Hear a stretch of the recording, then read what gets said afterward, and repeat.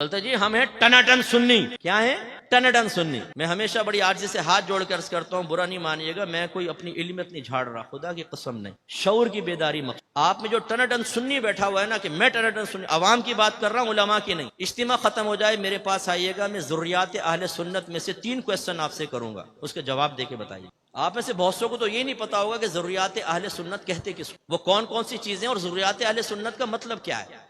اور بنے ہوئے ٹناٹن سنی ہے جی، ہم ٹناٹن سنی. بھائی سنی اہل سنت سے بنا ہے. اہل سنت اسے کہتے ہیں جو اہل سنت کے عقائد کا حامل ہو، اسی لیے مکتب فکر بنے نا. بھائی شیعہ کون ہے؟ جو اہل تشیع کے عقائد رکھتا ہے. دیوبندی کون ہے؟ جو اہل دیوبند کے عقائد رکھتا ہے. وہابی کون ہے؟ جو وہابیہ کے عقائد رکھتا ہے. تو سنی کون ہے؟ جو سنیوں کے عقائد رکھتا ہے. عقائد کا تعلق کہاں سے ہے؟ یہاں سے، خارج سے نہیں. وہ تو عمل ہے، وہ معمولات اہل سنت. عقائد کا تعلق یہاں سے. اور اب جب ہم امتحان لیتے ہیں اپنے سنی کا کہ جو یہاں ہے اس کو بیان کرو، تو کہتے ہیں صاحب یہ تو خالی ہے. نیاز کر رہے ہیں. کیوں کرتے ہیں؟ تھوڑا سا کھانا سامنے کیوں رکھتے ہو بھائی جان؟ سارا کیوں نہیں رکھ لیتے؟ قاری صاحب اس پہ مختلف قرآن کی آیات لے کر ایک مخصوص حصہ پڑھتے ہیں، اور اس کو ایسا ہم نے سمجھایا کہ اگر مجھ جیسا آدمی کوئی الحمد شریف اور 3 بار سورہ اخلاص پڑھے تو یوں دیکھتے ہیں کہ فاتحہ نامکمل کر دی انہوں نے. وہ پڑھنا چاہیے تھا جو مروجہ ہے. اچھا چادر کیوں چڑھاتے ہیں؟ اپنے آپ سے سوال کر لیجیے گا جا کر، یہ مزار پہ چادر کیوں چڑھاتے ہیں اور اتنی ساری کیوں چڑھاتے ہیں؟ اور منت کیوں مانتے ہیں آپ چادر کی؟ کریں اپنے آپ سے سوال ذرا. ہم سے تو بچہ پوچھ رہے نا ابا جان تھوڑا سا کھانا سامنے کیوں رکھا ہے نیاز؟ تو ہم کہتے ہیں بیٹا برکت کے لیے. اب وہ پوچھے کہ ابا جان پھر باقی سارا کیوں نہیں رکھا؟ ہم کہتے ہیں کس کے ساتھ بیٹھنے لگا؟ جی ایک ناک پہ مارا اس کو، خاموش. کیونکہ جہاں ہمارے ٹن پہ سے پردہ ہٹنے لگ جاتا ہے وہاں پہ جلال آتا ہے، وہاں غصہ آتا ہے. اپنے بچوں کو سیٹسفائیڈ نہیں کر سکتا ایک ٹناٹن سنی، وہ کسی کو کیا سنیت سکھائے گا؟ میں یہ عرض کرتا ہوں کہ ذرا خدارہ ہوش کے ناخن لیں. اسی لیے میں نے کہا نا میں کرتا ہوں آپ کو چیلنج، آئیے اجتماع کے بعد آپ مجھے شرمندہ کر دیں یا مجھے خوش کر دیں، مجھے خوشی ہوگی. یہ نہیں کہ اگر آپ نہیں بیان کر سکے پھر میں خوش ہوں گا. میں جلتا ہوں، مجھے افسوس ہوتا ہے کہ ہم اہل سنت سے سنی نہیں ہیں. اب میں نے اکثر دیکھا ہے ہم لفظ سن سے سنی بن گئے، سن پڑے ہوئے ہیں. پوچھیں تو کچھ بھی نہیں آتا. اپنی والدہ سے جا کر پوچھ لیجئے گا امی ہم نیاز کیوں کرتے ہیں، کنڈوں کی نیاز کیوں کرتے ہیں، مٹی کے کنڈوں میں کیوں بناتے ہیں، اس کے لیے وہ ٹکیاں کیوں بنائی جاتی ہیں، ایک کمرے میں کیوں کھاتے ہیں، بی بی فاطمہ کی نیاز مرد نہیں کھائے گا کیوں؟ پوچھئے ذرا اپنی والدہ سے، اپنے والد سے.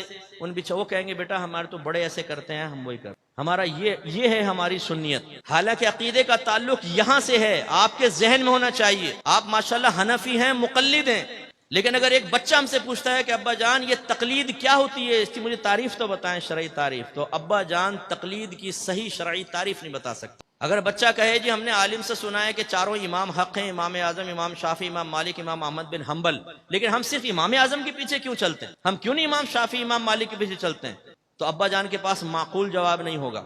اور اسی ابا جان سے پوچھیں کہ بتائیں تقلید شخصی واجب ہے کہ نہیں، اس کا وجوب کہاں سے ثابت ہے؟ کیا قرآن و حدیث سے؟ نبی کریم کے دور میں تو تقلید شخصی نہیں تھی. تو یہ کون سا والا واجب ہے جو قرآن سے ثابت ہوا، جو حدیث سے ثابت ہوا، یا نص مذہبی سے ثابت ہونے والا ہے؟ کون سا والا؟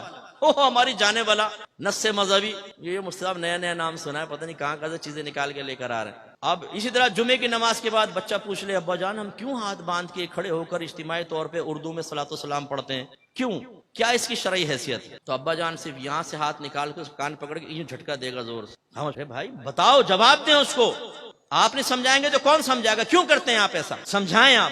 جو آپ کر رہے ہیں میں یہ نہیں کہہ رہا ہوں کہ وہ غلط ہے، میں یہ کہہ رہا ہوں کیوں کر رہے ہیں یہ آپ کو معلوم ہونا چاہیے. جو نظریہ ہے آپ کا، عقیدہ ہے، اس کے بارے میں آپ کو معلومات ہونی چاہیے. کیا نبی کریم صلی اللہ علیہ وسلم کو عالم الغیب کہہ سکتے ہیں؟ عالم مانے جاننے والا، غیب مانے غیب، غیب کا جاننے والا. آپ کہیں گے عام آدمی کہے گا کہہ سکتے ہیں، لیکن یاد رکھیں کہ معانی سمجھتے ہوئے نبی کریم کو عالم الغیب کہا تو دار اسلام سے خارج ہو جائیں گے. کون سا معنی سمجھتے ہوئے؟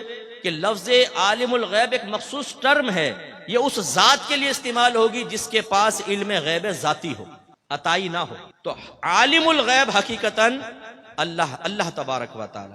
نبی کریم صلی اللہ علیہ وسلم کو علم غیب دیا گیا، لیکن لفظ عالم الغیب اس ذات کے لیے استعمال ہوتا ہے شرعی اصطلاح میں جس کے پاس علم غیب ذاتی ہے. میں ایک جگہ بیان کر کے باہر نکلا تو ایک صاحب آ گئے، وہ ایک مخصوص جماعت سے ان کا تعلق تھا. انہوں نے کہا کہ آپ نے بھی بیان کیا تو اس میں ایسی اپنے حدیثیں بیان کی جس سے ایسا لگتا ہے کہ نبی کریم صلی اللہ علیہ وسلم کو علم غیب حاصل تھا. میں نے کہا جی. کہنے لگا میرے پاس دلائل ہیں کہ آپ کو علم غیب حاصل نہیں تھا. اس نے ایک ڈائری کھولی, اس میں آیات حدیثیں بہت ساری.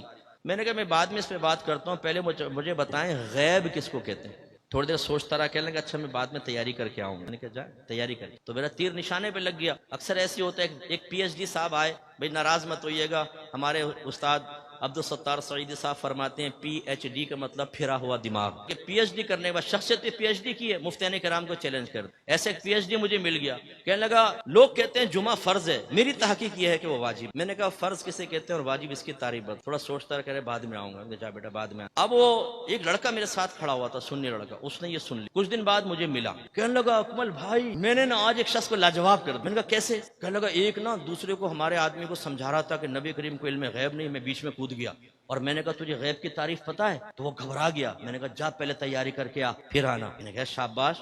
کہنے لگا لیکن میں ڈر رہا تھا کہ مجھ سے نہ پوچھ لے غیب کی تعریف کیا ہے.